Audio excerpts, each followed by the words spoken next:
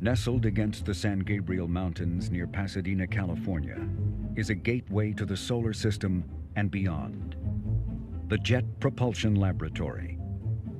A NASA facility, it has been managed since the time of its creation by the California Institute of Technology, or Caltech.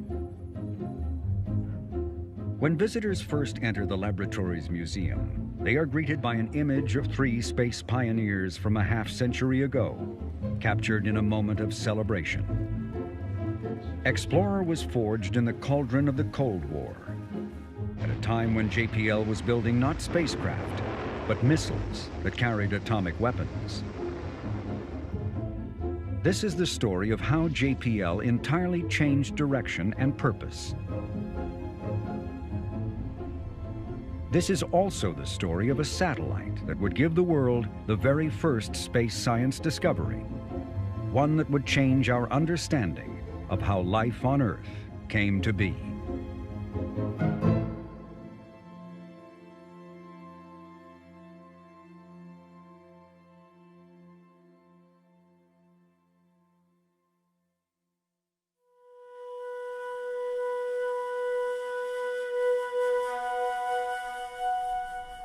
White Sands, New Mexico.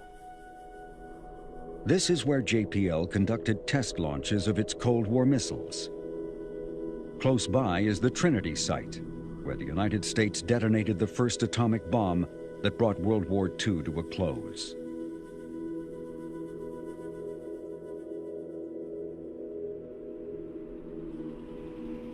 The lab's origins dated back to 1936, when a group of Caltech students and enthusiasts began conducting modest rocket engine tests.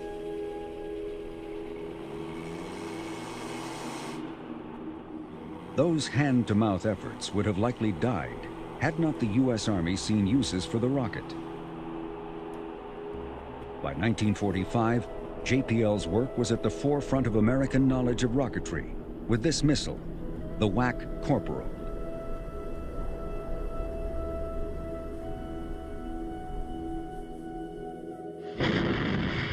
Though many Caltech professors wanted to abandon classified military work at the war's end, the arrival of the Cold War only intensified the pressure to tap the Institute's expertise in rocketry.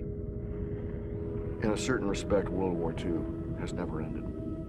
Modern weaponry and arms racing pose a great challenge to the very values that we Americans were defending. How long could it remain a free society if it had to become a garrison state, an arsenal? JPL's WAC Corporal was only an experimental rocket, but in the fall of 1945, a new group arrived at White Sands with rocket combat experience. Some 120 German engineers who had built Hitler's V-2.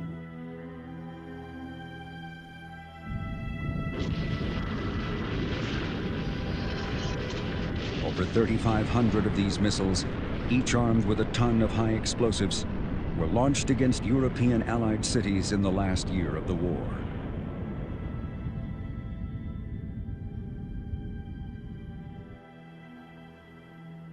But as Germany collapsed, the leader of the V-2 team, Wernher von Braun, led members of his group away from their rocket facility to avoid capture by the Russian army.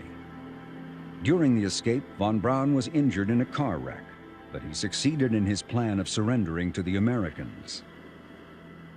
The capture of von Braun, many of his engineers, and a stockpile of V-2s were among the greatest spoils of the war. Wernher von Braun, there's a dark side to his background in Nazi Germany. Building a rocket is one thing. Building it for an evil regime, using concentration camp labor that is worked to death, beaten to death if they step out of line, and thousands of people died in the process of building V-2s.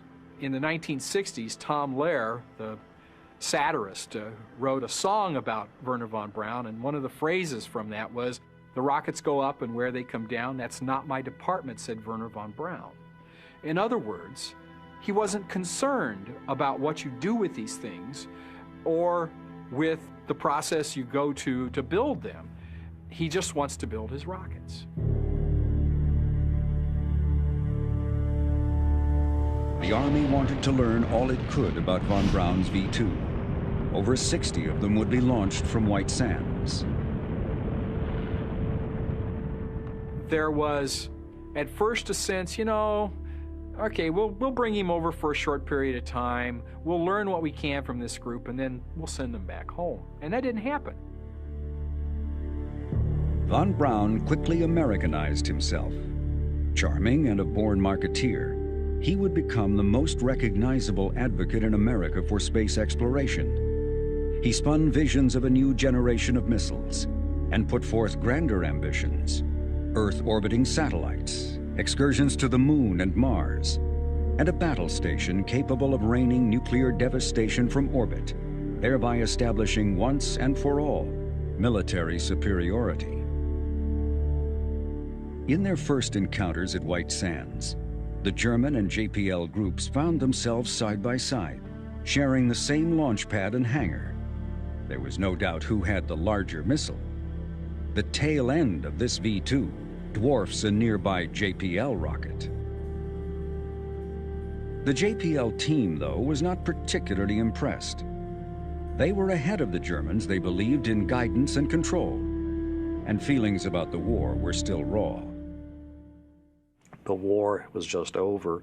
There's a lot of suspicion about what von Braun and his team represented. There undoubtedly was a certain amount of rivalry as well. And in fact, Louis Dunn, who was became director of JPL in 1946, actually refused to allow von Braun onto the laboratory grounds at one point until the colonel, who was the liaison person at JPL, basically said, "Yeah, they're part of the Army too, and you should let them on." So I think there was certainly a lingering tension.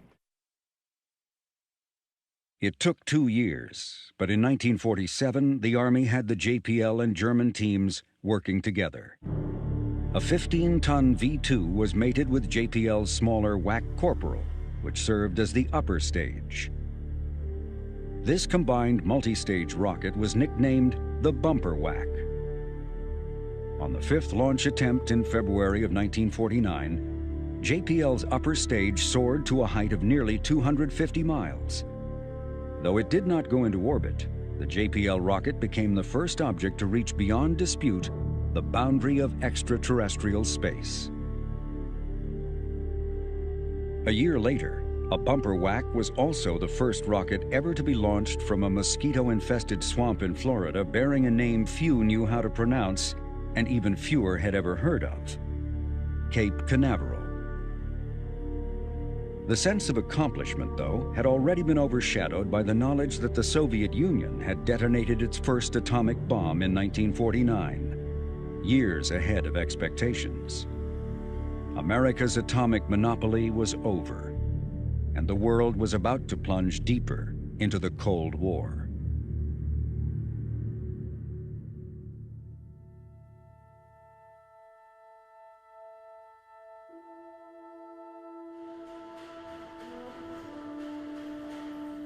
One Cold War dilemma facing the United States was how to defend Western Europe against a Soviet invasion without deploying a permanent full-scale army, a prospect that would damage the American economy. The solution was the strategy of deterrence. The Soviet attack would be countered with nuclear weapons. With tensions mounting, the Army pressed JPL to transform its research on a test missile into an operational weapons system to be deployed in Europe. Called the Corporal, this short-range missile was to be used near the front lines. Specifications called for hitting a target with relative precision at a range of 75 miles. In charge of building the Corporal was a Caltech professor, destined to become JPL's next director, the New Zealand-born William Pickering. The taciturn Pickering lacked the flash of a Wernher von Braun, but he was just as tenacious and as ambitious. When the Army came to the lab and said that, look, now the Germans have this V-2, we want you guys to do some research on trying to understand the longer-range ballistic missiles, long range in those days being 100 miles, like a V-2. The Corporal rocket was a radio-controlled, radio-guided rocket. It performed reasonably well, although the fact that it was a rehash of a research device meant that it was never really a very good production rocket. Pickering had once half-joked that JPL could do anything, but building the Corporal proved a humbling assignment. While the first test went well, the next few were disastrous. You know, we had some that went south. The term "went south" means we fired them from the launch area in White Sands, and the firing range was north. And south of the firing range was Mexico and Juarez and what have you. So it was not good to go. But we had some that actually, instead of going up this way, they went the wrong way. They went south. As a way of acknowledging the rocket's setbacks, JPL produced for the Army a self-satirizing film called The Corporal Story.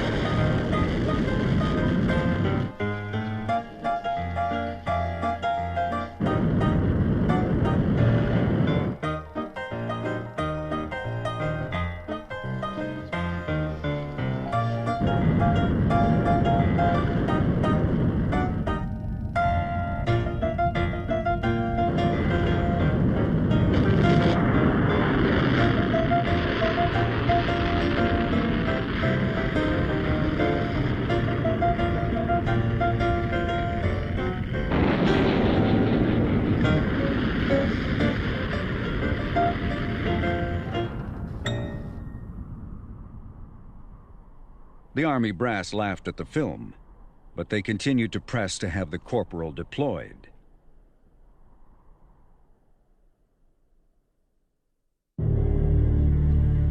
Matters weren't helped by a list of growing requirements. Better accuracy was demanded under all kinds of weather conditions. Though originally envisioned as carrying an atomic warhead, the option of biological or chemical payloads was also tested.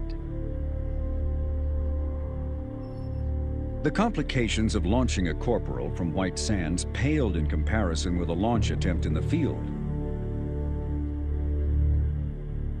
The toxic nature of the fuel made for hazardous conditions for the missile crew, even in a non-combat environment.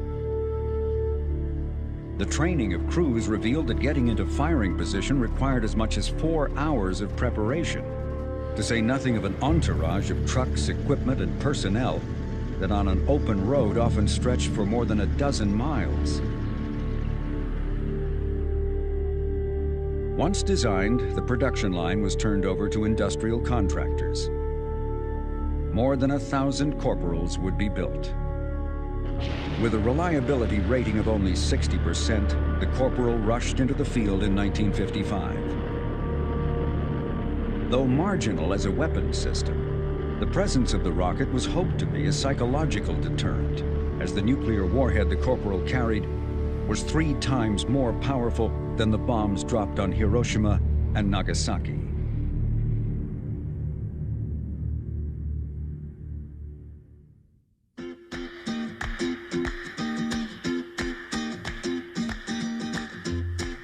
By the mid-1950s, JPL had tripled in size. The work was serious and intense, but JPLers played just as hard. Think of a sport, any sport, and more than likely, JPL had a team. There were baseball teams, basketball teams, bowling teams, archery clubs, chess clubs, golf clubs, gun clubs, motorsports clubs, and even a UFO and a woodchoppers club. When they weren't competing for fun in the daylight hours, they might be found socializing and dancing the night away at the Elks Club. There were summer dances, fall harvest dances, masquerade dances, winter dances, and the spring coronation ball, where every year the laboratory director crowned a new Miss Guided Missile. The director by now was William Pickering, who reveled in this coronation beauty. This beauty pageant contest was an eagerly awaited social event. Each year, competing groups at the lab mounted elaborate campaigns to have their candidate bestowed with the title of Miss Guided Missile. It was all a way to blow off steam, for back at work awaited their jobs, which, one way or another, male or female, was about the serious business of building missiles for the Cold War.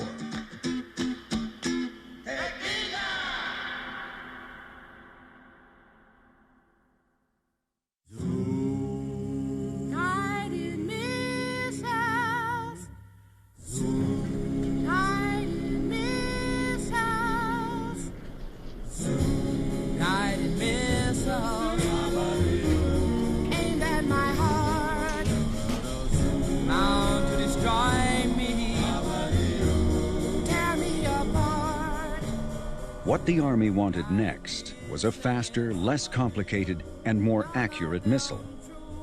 The answer was to go back to the solid fuels JPL had pioneered in the 40s to propel planes into the sky.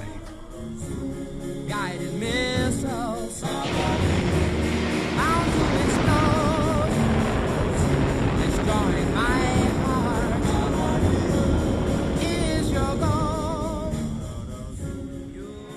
The purpose of Sergeant Firings, number 11 and 12, will be to test fire the first two fully guided experimental model Sergeants to an assigned target. Two identical... The Sergeant was a second generation to do about the same job, but to take advantage of all we learned and to know from the very beginning we started to design it for field use in a military situation. But relations with the Army were beginning to fray, especially when JPL cautioned that as many as 50 test rounds of the Sergeant might be needed before arriving at a deployable system.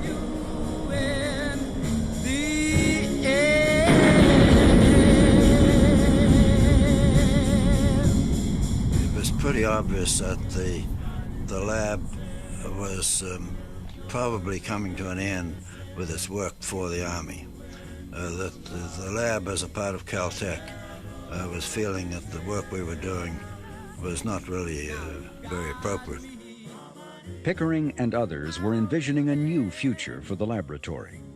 If they had their way, the Sergeant would be the last missile JPL would ever build. But the same guided missile will get you in the air.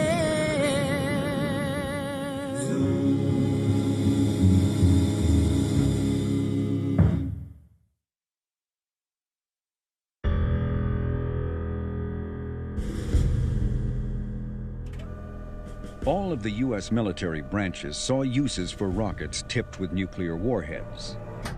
But President Eisenhower was intrigued by another use for missiles. Reconnaissance satellites, spies in the sky. Nikita Khrushchev had rejected Eisenhower's open skies proposal to use airplanes for mutual reconnaissance. How hostile, Eisenhower worried, would the Soviet Union be to a satellite flying overhead? The great question hanging over the inauguration of the space age was, is it legal to orbit satellites over the territory of other countries? Is outer space subject to the same airspace laws that airplanes have to obey? It's not legal to fly U-2 airplanes over the Soviet Union if the Soviet Union doesn't permit it. Their airspace is an extension of their national sovereignty, extending upward. Usque ad coelum in the Latin phrase, even unto the heavens. In 1955, a potential solution to the problem appeared. physicist James Van Allen was helping spearhead an effort to launch a satellite to study the Earth as part of a worldwide science effort called the International Geophysical Year, or IGY. Eisenhower immediately seized on the opportunity. One of the things that Eisenhower was interested in pursuing was making sure that the first satellites into orbit were not viewed as military satellites, not viewed as national security assets. So a scientific satellite was perfect for that. Shortly after Eisenhower's pronouncement, the Soviets announced they would also launch a satellite. A competition was now underway, not only with the Soviet Union, but within the Pentagon. All three military services competed to launch America's first satellite. The most serious contender seemed to be the Army's proposal, which once again lashed together the rockets of JPL and the German V2 group. By now, von Braun and his team were Alabamans. After all their V2s were fired off at White Sands, they were reassigned to Huntsville and were now under the command of General John Bruce Medeiros. During World War II, Medeiros came close to being a casualty of one of von Braun's V2s. Now the former German adversary was working for him. Yet the stigma associated with the Nazi V2 was likely one of the reasons why the Army's proposal to launch the first satellite was rejected in favor of the Navy's Vanguard project, a rocket designed strictly for scientific purposes. One significant difference between Vanguard and us was they had no military hardware involved in it. It was all nice civilian type, which is one reason it didn't work as well. They didn't have the experience. The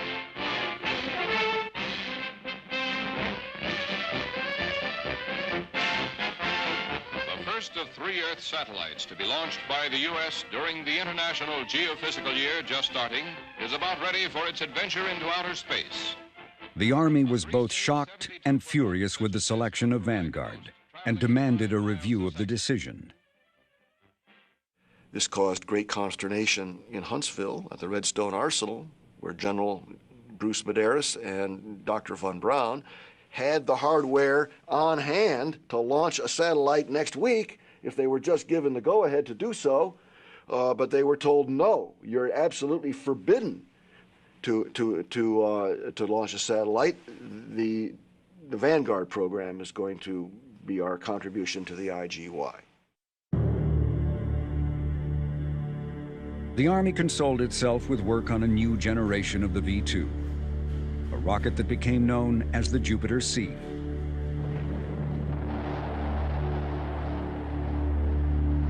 This missile, carrying a nuclear payload, was to have a range of 1,500 miles.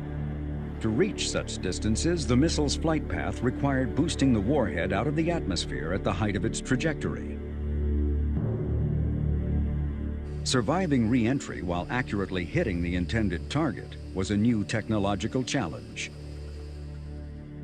And for a third time, the German and JPL teams found themselves working together. As with the bumper whack, JPL would provide the upper stage, a boost theoretically strong enough to send a satellite into orbit. And we indeed did quite a number of, several tests with von Braun's people in lobbing a re-entry test vehicle about 3,000 miles out into the Atlantic. We realized that all we had to do was add another stage and we could have put that into orbit. That the Russians were hard at it. We thought the Russians were well ahead of the Vanguard program, and if only we were given the go-ahead, we could do it. There was a deep suspicion on the part of some people in the Eisenhower administration that von Braun and General Medeiros, the commander at Huntsville, were a bit out of control, and that they might simply go ahead and launch a satellite on their own. To keep that from occurring, the White House ordered the Army to fill the final stage with sand instead of fuel when the rocket was first tested in September 1956. Still, the Army did not give up hope. Spare rockets were placed in controlled storage, ready to be rolled out at a moment's notice. General Medeiros even risked a court-martial by putting some of his people to work, spending money on preparing a Jupiter C in hopes that the word would come down sooner or later from Washington. By now, the Army's proposal had the support of the physicist responsible for the science payload to be launched. James Van Allen's review of the Vanguard revealed serious development problems. To hedge his bets, he designed his payload to fit on either Vanguard or Jupiter. Bill Pickering at JPL played his cards differently. Though JPL was part of the Army proposal, he also chaired the science committee charged with satellite tracking. One way or another, JPL would be a player when a U.S. satellite went up. But for good measure, JPL engineers had on standby an unauthorized but pre-existing satellite casing, just in case. Well, we knew we were bootlegging it, very definitely, but we had, being a research organization, we had carte blanche to do anything we wanted to do. We went ahead and built one and had it ready to go. We bootlegged the whole job, another JPLer later confessed. We locked up the satellite in a cabinet so it wouldn't be found.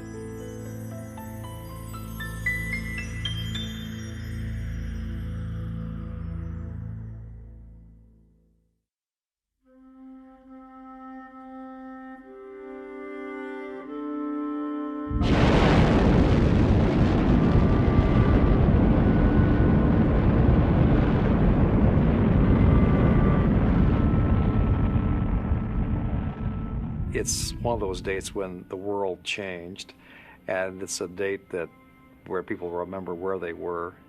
Certainly, I'm sure Bill Pickering always remembered where he was that night. He was at the Russian embassy in Washington, D.C., of all the coincidences. A New York Times reporter bustled into the room and said that the Soviets had just launched a satellite. There were cheers, there were congratulations, rounds of vodka, of course, as the Soviet success was toasted. There's a lot of discussion about it, and eventually they end up on the roof of the Soviet embassy looking to see if they can see anything. The NBC guy came, I think it was at 9 o'clock, and he said, "Listen now for the sound that will evermore separate the old from the new." Now that's the beginning of the space age. Mankind is now in a new era. And all that stuff that weekend was just this absolute sense of awe.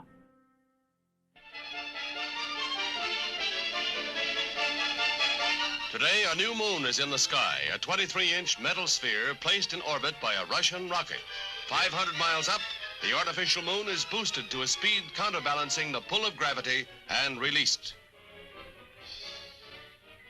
You are hearing the actual signals transmitted by the Earth-circling satellite, one of the great scientific feats of the age.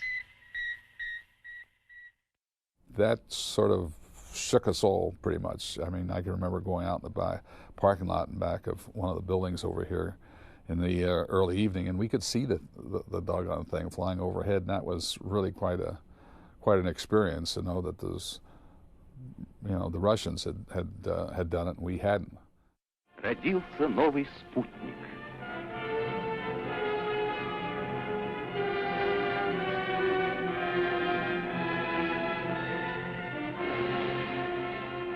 We were very disappointed when the first one was launched because we knew darn well that the Vanguard was in trouble, and we knew darn well that we could launch a satellite anytime we were told to. And then the political reaction began.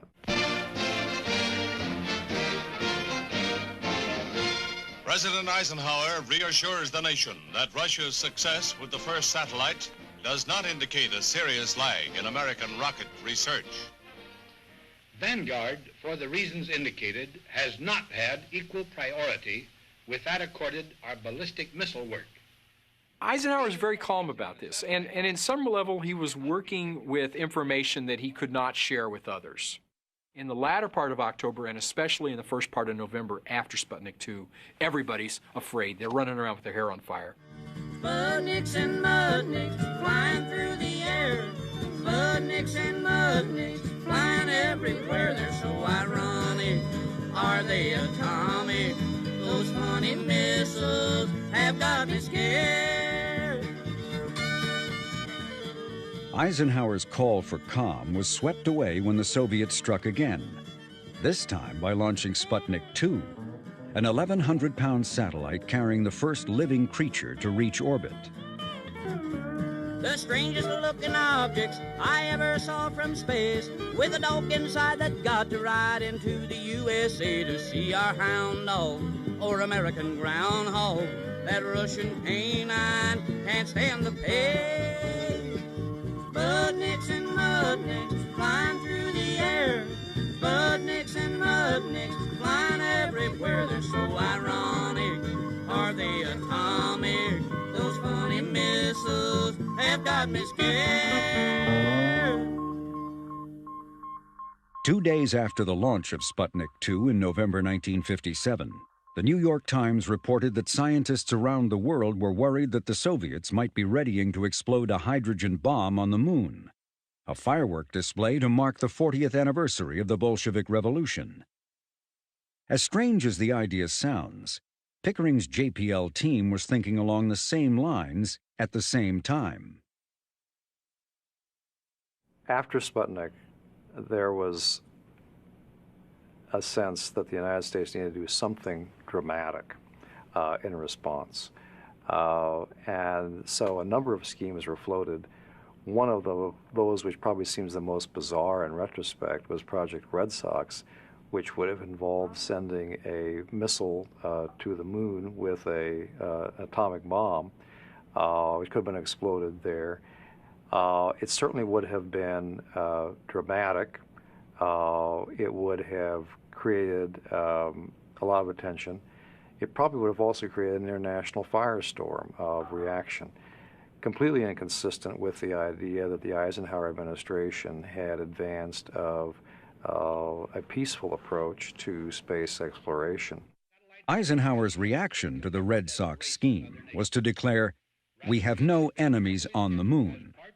Meanwhile, his ratings in the polls plunged 22 points. I consider our country's satellite program to be well designed and properly scheduled to achieve the scientific purposes for which it was initiated. We are, therefore, carrying the program forward in keeping with our arrangements with the international scientific community. Eisenhower finally came to understand that the only way to tranquilize the nation was to give the American people a satellite. Under enormous pressure, the White House decided that a planned test flight of the Vanguard rocket with its small science payload was to be transformed into the American response to Sputnik. America's first attempt to launch a satellite, a 6.5-inch sphere weighing just over 3 pounds, was checked out by scientists and declared ready. A great wave of advanced publicity focused attention at Cape Canaveral, Florida, for the launching of Test Vehicle 3 of Project Vanguard, a preliminary to the scheduled launching of a 21-pound satellite in March. What happened is already unhappy history. Another setback for the United States in the race into outer space. Here are official Defense Department films of the launching of the 72-foot missile, a loss of thrust, and fall back to Earth in split seconds.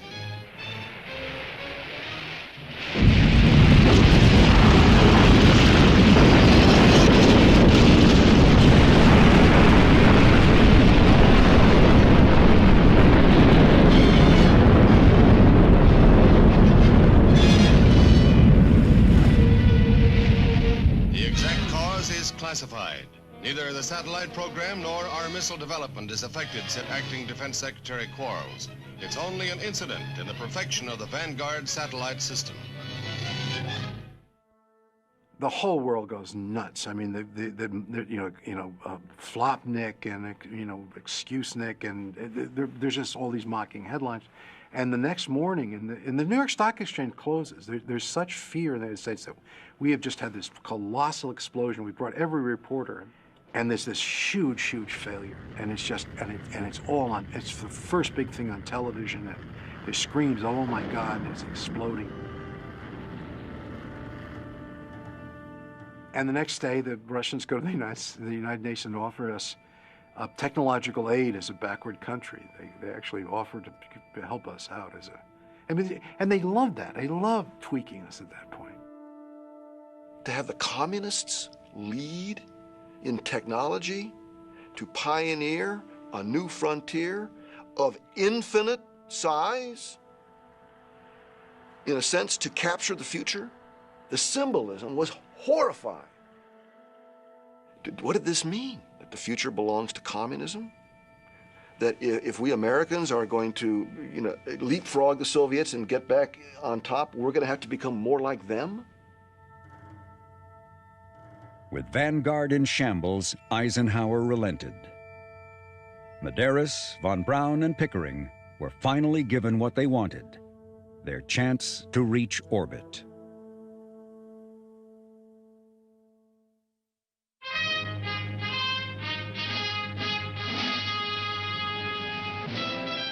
The importance placed on finally being given an official go-ahead to launch a satellite can be found in films made about Explorer.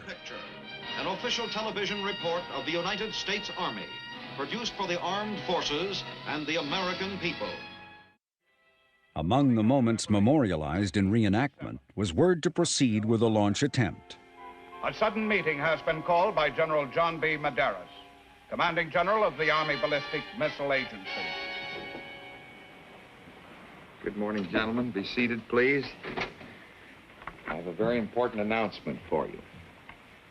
We've been assigned the mission of launching a scientific Earth satellite. And we will use the Jupiter-C configuration as a carrier that we developed along with the Jet Propulsion Laboratory. When you talk about this recreation of the decision point to move forward with Explorer, it's that they are very clearly given formal orders to accomplish the task. They'd been wanting to do it all along and had been stopped at every turn. And so here they have, and it's very important to them, an order to go do it. Not to be outdone, JPL created its own version of the launch go-ahead, this one in color. The Secretary of Defense announced this morning that the Army is to participate in the International Geophysical Year satellite program.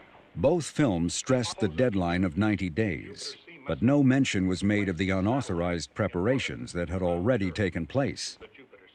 And so was born the legend that the response to Sputnik had taken less than 90 days from start to launch. The Army is requesting the Jet Propulsion.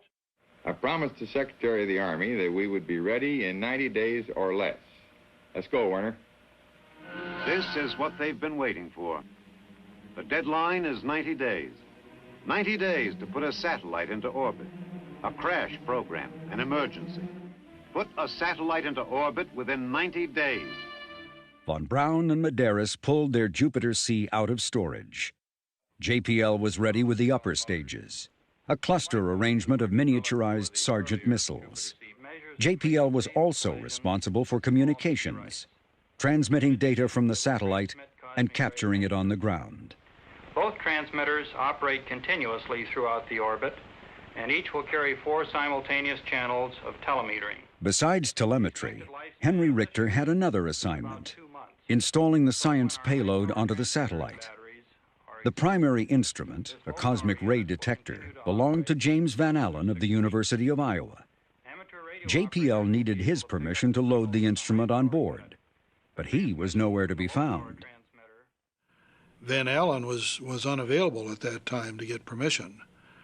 He was on an icebreaker down in the South Pacific launching balloons. And Dr. Pickering tried for a day through Navy communication channels to get in touch with him without luck. So he went to Western Union and got a telegram back in 3 hours. So tells you something about military communications. In the midst of this scramble, another problem cropped up. Unbeknownst to JPL, von Braun was working on his own satellite. General Medeiros, the commander of the program, is sort of betwixt and between. He has 2 powerful brilliant scientists, or at least one scientist, one engineer, von Braun and Pickering, that had loggerheads. And in a dramatic gesture, which illustrated beautifully Medeiros' leadership qualities, he took Pickering aside and just quietly talked to him while von Braun cooled his heels and had to wait. And they had a conversation, the Army general and the Caltech scientist, and then returned. Whereupon General Medeiros informed Dr. von Braun that Dr. Pickering and JPL would be providing the satellite. Von Braun was not pleased, but he knew how to take orders. And the result of that decision by Medeiros was that the Jet Propulsion Laboratory got into the spacecraft business. When Medeiros said yes to Pickering, he set in motion the future for JPL. It was the direction Pickering had envisioned for some time, turning away from weapon systems to building spacecraft that would explore the heavens.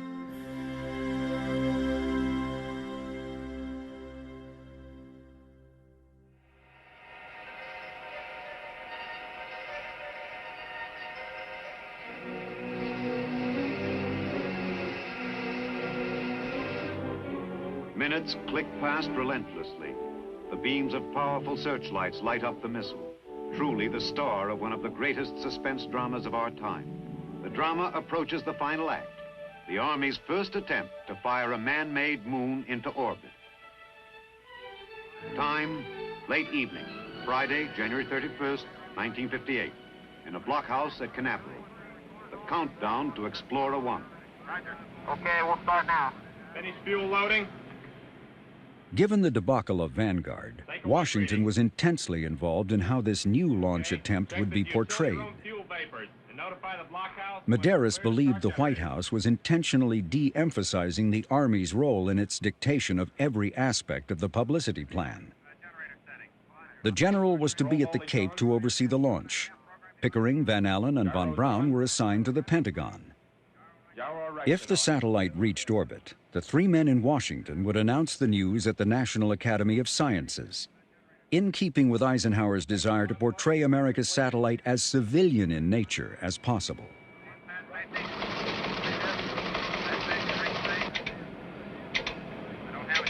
Range safe. Range safe. Roger, Joe. 15 seconds.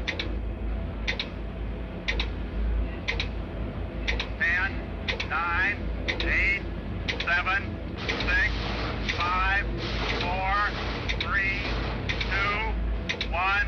Fire command. Fire command.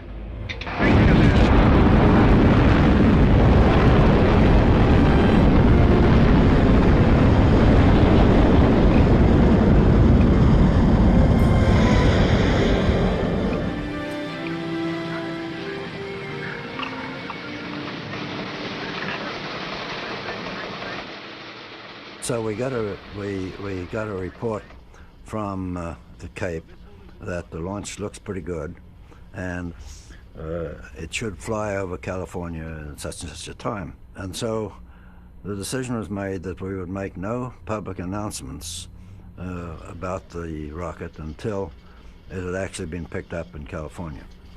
And so we sat there for an hour and a half. The time came and went, and there was a period of 8 minutes there, which were the longest 8 minutes I've ever spent in my life. What happened was that the jet stream had boosted it into a higher orbit than had been predicted, and so it took a little longer to begin to get the signal, and so everyone is extremely tense during this time, because now the Vanguard program has had its failures.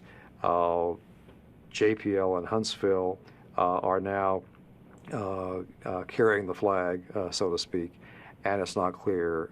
It's not clear for sure if this is going to work or not. More agonizing minutes went by. But finally, JPL received the signal that the satellite was in orbit. The United States had a success, but not an official name for the satellite. The card-playing JPLers had unofficially called the project Deal. Highball was Medeiros' choice. The Pentagon rejected the gambling and liquor illusions in favor of a more lofty concept: Explorer. Eisenhower, on a golfing trip at the time, was awakened from his sleep and told the news. "Let's not make too big of a hullabaloo over this," he cautioned, and went back to sleep. No one took the president's advice. We were told that there was going to be a press conference over at the National Academy of Sciences on the other side of the river. So off we went, and I remember sitting in that car with the three of us in the back seat. It was sort of a cold, rainy January night in Washington, and I remember the conversation going along, I wonder whether anybody's going to be out here because it's now about 2 o'clock in the morning, you see. In Washington, at the National Academy of Science, a packed auditorium of reporters, radio... Von Braun, Van Allen, and Pickering are there to lift the satellite aloft. It is interesting that the Army isn't there in that picture. And that's an indicator, in a sense, of what's to come. The question is, has any form of life been placed in the satellite? I think I could answer that one almost myself. Not intentionally. Maybe we have a Florida cockroach inside, we don't know. The Explorer launch brings us back to a measure of parity with the Soviets. It's not complete, but at least we have now demonstrated that we can put something into orbit as well.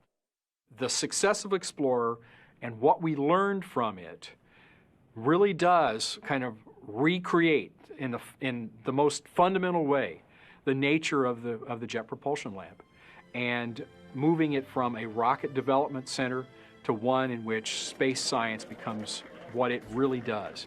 It really put JPL on the map scientifically.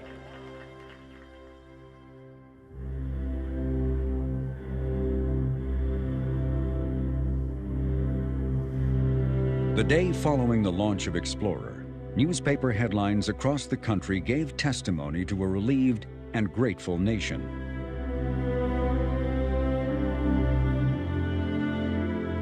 Back in Pasadena, there was a modest celebration in the laboratory's cafeteria.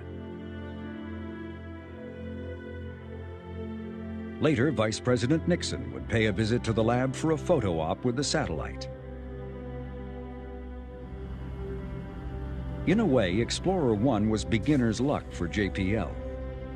Explorer 2 fell short of reaching orbit when the JPL-supplied fourth stage failed to ignite. Explorers 3 and 4 were successful, but as if to give warning to how difficult exploring the new frontier of space would be, the fifth and final Explorer also failed to reach orbit. But the 3 successful explorers would give the world the first space science discovery: the presence of highly charged particles that surround the Earth. I mean, it tells us so much about the Earth and why the Earth is the way it is, the fact that there's life here for that matter. Because of these belts, we are able to survive. It has dominated the way in which we pursued our science since that time. There is, I think, no way to underestimate the value and significance of that discovery. These belts were named after their discoverer, James Van Allen. In contrast, Vanguard never recovered from its setback on the national stage. But on its third attempt, Vanguard placed America's second satellite into orbit. Unlike Sputnik or Explorer 1, Vanguard still circles the Earth to this day. It is the oldest human-made object in space. It would take years for the nation to appreciate Eisenhower's calm leadership in the opening of the space age. Though he suffered politically for the United States being second, Sputnik established what Eisenhower wanted most: the right to orbit above any territory on the globe. The reconnaissance satellites that would later fly helped to contain Cold War tensions.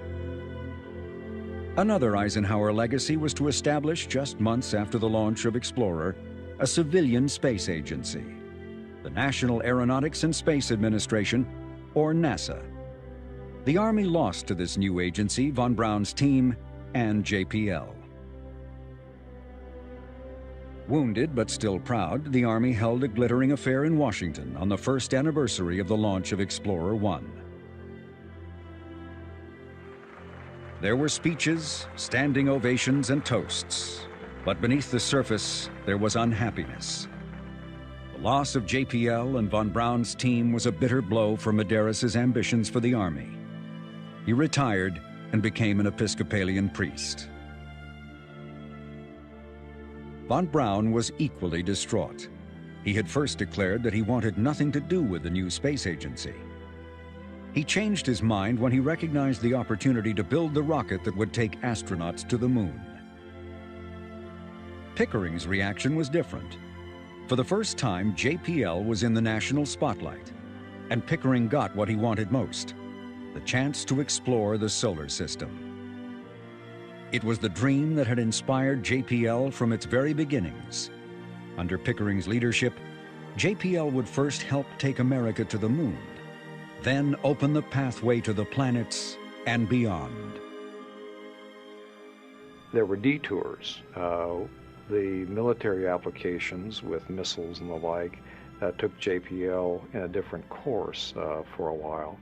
But with Explorer 1, JPL is actually heading in that direction that some of its earliest enthusiasts had imagined. And so by the late 50s, now with Explorer 1 and subsequent projects, you can see JPL finally reaching for the very things that had excited some of the very earliest proponents of rocketry.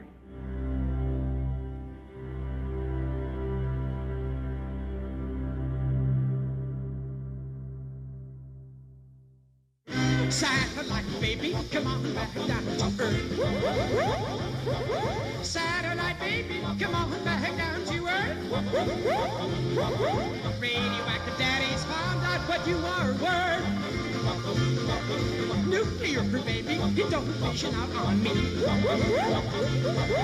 Nuclear, baby, you don't vision out on me.